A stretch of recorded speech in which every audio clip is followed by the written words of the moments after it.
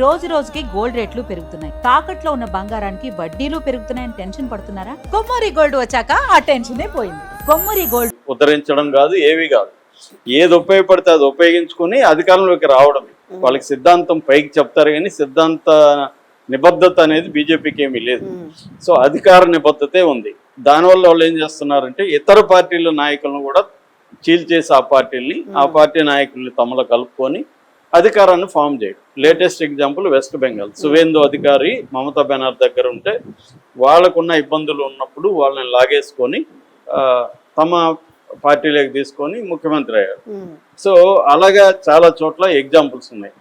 ఇప్పుడు ఇక్కడ కూడా రేవంత్ రెడ్డిని బీజేపీలోకి లాగాలనేది ప్లాన్ ఉంది. అదేమి దాచిపెట్టల. మోడీ లాస్ట్ మంత్ 10th వచ్చినప్పుడు ఓపెన్ గానే నువ్వు మాతో కలిస్తే నీ కోరికలన్నీ నేను నెరవేరుస్తున్నాను. రేవంత్ రెడ్డి కోరికలు ఏంటండి ఆయనే ఓపెన్ గా చెప్పాడు 30 ఏళ్ళు నేనే సీఎం అని. సో 30 ఏళ్ళు సీఎం అంటే కాంగ్రెస్ లో అవ్వదు. అసలు కాంగ్రెస్ లో ఒక ముఖ్యమంత్రి అలాంటి డైలాగ్ పలకడానికి వీల్లేదు. ఎందుకంటే ఎవరో పర్మనెంట్ గా ఉండరు, కాంగ్రెస్ లో పెట్టరు. ఇప్పుడు మన కర్ణాటకలో చూసాము, సిద్ధరామయ్య ఆయన 3 ఏళ్ళు అయినాక ఆయన పక్కన పెట్టి డీకేకి ఇచ్చారు. సో అలాంటి నేపథ్యంలో ఇక్కడ కూడా ఈయనకంటే సీనియర్ కాంగ్రెస్ లీడరు బోల్డ్ మంది ఉన్నారు. సో వాళ్ళందరినీ కాదని ఈయనకి ఇచ్చారు. రేపొద్దున ఈయన దళితుడు కాదు, దళితుడికి ఇవ్వాలని వాళ్ళు అనౌన్స్ చేయొచ్చు ఎలక్షన్లో స్ట్రాటజిక్గా. ఆల్రెడీ డిప్యూటీ సీఎంని ఫోకస్ కూడా చేశారు బట్టి విక్రమార్క. సో ఈ నేపథ్యంలో కాంగ్రెస్లోనే ఉంటే అసలు కాంగ్రెస్ వస్తుందా లేదో తెలియదు. ఆల్రెడీ కాంగ్రెస్ బలహీన పడిపోయింది దేశవ్యాప్తంగా. సో కాంగ్రెస్లో ఉంటే మళ్ళీ సీఎం అవుతాడో లేదో రేవంత్ రెడ్డికి తెలియదు. అందుకని ఆయనకి బీజేపీలోకి వచ్చే అవకాశం ఉంది. రేవంత్ రెడ్డికి ఏమి ఆయన కాంగ్రెస్ వాది కాదు, కాంగ్రెస్ పట్ల లాయల్టీ ఏమీ లేదు ఆయనకి ఏ పార్టీ పట్ల లాయల్టీ లేదు. ఆయన కూడా ఇవాళ ఉన్న కాంటెంపరీ రాజకీయ నాయకుల్లాగే అధికారమే ఆయనకు కూడా పరమావధి. అలాంటప్పుడు ఆయన బీజేపీలోకి ఎందుకు రాకూడదు? ఆల్రెడీ ఆయన స్టూడెంట్ డేస్లో ఏబీపీతో అసోసియేట్ అయ్యాడు. సో కాబట్టి ఆయనకి పెద్ద విషయం కాదు, మారడం పెద్ద విషయం కాదు. ఇవాళ రాజకీయ నాయకులు ఒక పార్టీ నుంచి ఇంకొక పార్టీకి మారడం మనకి చూస్తున్నాం. వాళ్ళు దానికి తగినట్టుగా వాళ్ళ నెరేటివ్, ఇందాక నేను వేరే వీడియోలో చెప్పాను, పోస్ట్ ట్రూత్ అనేది ప్రపంచవ్యాప్తంగా నడుస్తుంది. అంటే నెరేటివ్ ఇంపార్టెంట్. నువ్వు ఒక బలమైన నెరేటివ్తో మళ్ళీ రావాలి. అంతకుముందు నేనేం చెప్పాను ఇవన్నీ అనవసరం, ప్రజలు అవన్నీ పట్టించుకోరు అని చెప్పేసి వీళ్ళు అందరూ యూటర్లు తిరగని వాళ్ళు ఎవరు లేరు. సో అలాగా రేవంత్ రెడ్డి రేపు పొద్దున బీజేపీలోకి వెళ్ళే అవకాశం ఉంది. సో కేసీఆర్ ని దెబ్బ కొట్టాలి. కేసీఆర్ని దెబ్బ కొట్టాలంటే కేసీఆర్కి సంబంధించిన సెంటిమెంట్లన్నింటినీ లాగేసుకోవాలి. రెండవది, ఇప్పుడు దీన్ని టెస్ట్ చేయడానికి వాళ్ళు జేహెచ్ఎంసీ ఎన్నికల్ని పెట్టుకున్నారు ముందుగా. జేహెచ్ఎంసీ ఎన్నికలు ఎందుకంటే ఇప్పుడు మొన్న గెలిచినప్పుడు కూడా రేవంత్ రెడ్డి హైదరాబాద్ చుట్టుపక్కల ఎక్కడ ఒక సీటు కూడా రాదు. మొత్తం 18 సీట్లు బీఆర్ఎస్కి వెళ్ళాయి. అంటే ఏంటి, ఇక్కడ బలమైన సీమాంధ్ర పాపులేషన్ ఉంది. సో కాల్డ్ వాళ్ళ భాషలో సెటిలర్ పాపులేషన్ ఉంది.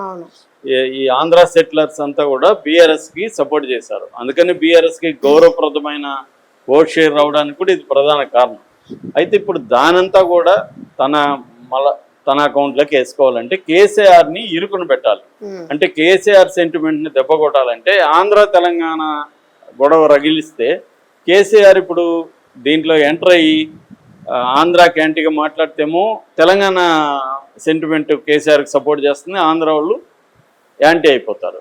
సో అందుకని రెండోది ఏంటంటే ఆంధ్ర వాళ్ళంతా కూడా ఈ పవన్ కళ్యాణ్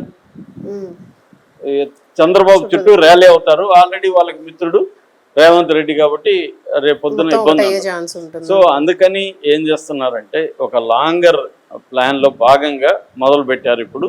సో ఇది అందుకని మీరు చూస్తే కేసీఆర్ సైలెంట్ అయిపోయాడు దీంట్లో. కేసీఆర్ కానీ బీఆర్ఎస్ కానీ ఎక్కడ ఇన్వాల్వ్ కావాలి. ఎందుకంటే వాళ్ళకి ఇప్పుడు ముందు వెనక గొయ్యిలాగా అయిపోయింది. సపోర్ట్ చేస్తేమో ఆంధ్రలో ఓట్లు పడవు, సపోర్ట్ ఇది ఈ తెలంగాణ వాదాన్ని సపోర్ట్ చేస్తేమో ఆంధ్ర ఓట్లు దూరం అవుతాయి, సపోర్ట్ చేయకపోతేమో తెలంగాణ వాదులు దూరం అయ్యే అవకాశం ఉంది. అందుకని వాళ్ళు ఏం చేశారంటే తెలివిగా తెలంగాణ వాదుల్ని తమ పార్టీకి సపోర్ట్ చేసే తెలంగాణ వాదులను ముందు పెట్టి వాళ్ళ ద్వారా మాట్లాడిస్తూ తాము అప్సెల్గా మాట్లాడకుండా ఉంటున్నారు. సో అది ఒక రకంగా డిఫెన్స్లోకి నెట్టగలిగారు బీఆర్ఎస్ని, కేసీఆర్ని. రేవంత్ రెడ్డి పవన్ కళ్యాణ్ కలిసి డిఫెన్స్లోకి నెట్టేశారు. వీళ్ళు గేమ్ మొదలు పెట్టారు. అందుకనే కాంగ్రెస్ మంత్రులు చాలా తీవ్రంగా అతిగా స్పందిస్తున్నారు. స్పందిస్తున్నారు. అవును. అంత అతిగా స్పందించాల్సిన అవసరమే లేదు. ఇప్పుడు పవన్ కళ్యాణ్ ఒక ప్రెస్ మీట్ పెట్టాడండి, ఏమైపోయింది ప్రెస్ మీట్ పెడితే? అవును. దానికి ఎందుకు వీళ్ళు అతిగా స్పందించాలి? అసలు పవన్ కళ్యాణ్ నిన్న ఏదో అది ఇండోర్ సభ 2000 కాకపోతే 1000 మందితో జరుపుకోమని పర్మిషన్ ఇవ్వచ్చు కదా. అవును. సరే 100 మందితో జరుపుకోండి అని పర్మిషన్ ఇవ్వచ్చు కదా, ఎందుకు క్యాన్సిల్ ఇస్తే ఇంత చేశారు? పాపులారిటీ రాదు రాకపోతే కదా. ఇస్తే వాళ్ళు జరుపుకొని వాళ్ళు సైలెంట్గా వెళ్ళిపోయేవారు. అంటే ఇదంతా ప్లాన్డ్ గానే గొడవలు రెచ్చగొట్టాలి. దానికి తగినట్టే పవన్ కళ్యాణ్ స్పీచ్ కూడా ఓకే ముందే ఉండాలి. ప్లాన్ చేసుకున్న స్పీచ్, అది కొత్తగా అప్పటికప్పుడు స్పీచ్ కాదు. అది ఆ 2000 మందితో మాట్లాడాలనుకున్న స్పీచ్ నే ఇక్కడ తీసుకొచ్చి పెట్టాడు. అది ఆల్రెడీ రిటర్న్ స్క్రిప్ట్ అది. సో ఆ రిటర్న్ స్క్రిప్ట్ లో ఏమేమి మాట్లాడాలి, తెలంగాణ వాళ్ళని ఎలా రెచ్చగొట్టాలి, సెంటిమెంట్ రెచ్చగొట్టాలంటే ఏ అంశాలని మాట్లాడాలి, ఇవన్నీ ప్లాన్డ్ గానే ఆయన మాట్లాడాడు. సో వాళ్ళ ప్లాన్ అయితే ఇప్పటి వరకు సక్సెస్ అయిందని చెప్పొచ్చు. సో దీంట్లో చాలా మంది ఏంటంటే ట్రెడిషనల్ తెలంగాణ వాదులు ఈ ట్రాప్ లో కొంతమంది పడ్డారని కూడా చెప్పొచ్చు. వాళ్ళకి ఎందుకంటే ఏ పార్టీలు అని కాకుండా తెలంగాణ వాదం లేకపోతే తెలంగాణ అస్తిత్వం ప్రమాదంలో పడుతుంది అనుకున్నప్పుడంతా వాళ్ళు రెచ్చిపోతారు. ఈ రెచ్చిపోవడం అనేదే కావాలి వీళ్ళకి కూడా. అదొక ట్రాప్. ఆ ట్రాప్ లో పడుతున్నారు. పడకుండా చాలా సార్లు ఏంటంటే ఇగ్నోరెన్స్ ఇంపార్టెంట్. నువ్వు వాడిని పట్టించుకోకుండా ఉంటే వాడే సైలెంట్ అయిపోతాడు. నువ్వు పట్టించుకునే కొద్ది పెరుగుతుంది. అదే వాళ్ళకి కావాలి.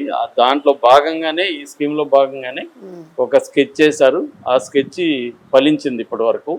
అది నెక్స్ట్ ఎలా ఉండబోతుందని చూడాలి దీని result. Right, thank you sir.